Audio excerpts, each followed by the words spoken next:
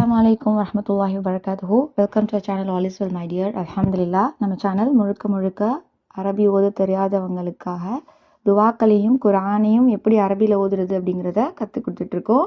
இன்ஷா அல்லாஹ் அந்த வகையில் நம்ம எப்படி தொழணும், அதுக்கு என்னென்ன துவாக்களை ஓதணும் அப்படிங்கிறத பார்த்துட்ருக்கோம். இதுக்கு முன்னாடி வீடியோவை நீங்கள் பார்த்துருப்பீங்க.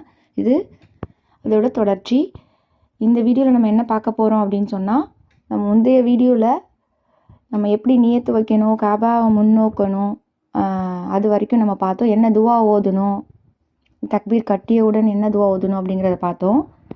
இப்போ நம்ம பார்க்க போகிறது அதுக்கு அடுத்ததாக தக்பீர் கட்டினதுக்கப்புறம் நம்ம அல்லாஹும்ம பாயித் பைனி அப்படிங்கிற துவா ஏற்கனவே நான் அதை சொல்லியிருக்கேன். அது எப்படி ஓதணும்னு. அதை ஓதி முடித்ததுக்கப்புறம் சூரத்துல் ஃபாத்திஹாவை ஓதணும்.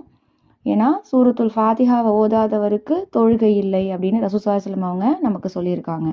அந்த சூரத்துல் ஃபாத்திஹாவை ஓதுனதுக்கு அப்புறம் துணை சூறாக்களை ஓதணும். நீங்கள் எப்படி சூரத்துல் ஃபாத்திஹா ஓதணும் அப்படிங்கிறது உங்களுக்கு தெரியும், அல்ஹம்துலில்லாஹ். அதில் ஒரு சின்ன உங்களுக்கு ஒரு டவுட் என்னென்னா, இமாமை பின்பற்றி தொழும்போது நம்ம ஓதணுமா அப்படின்றது.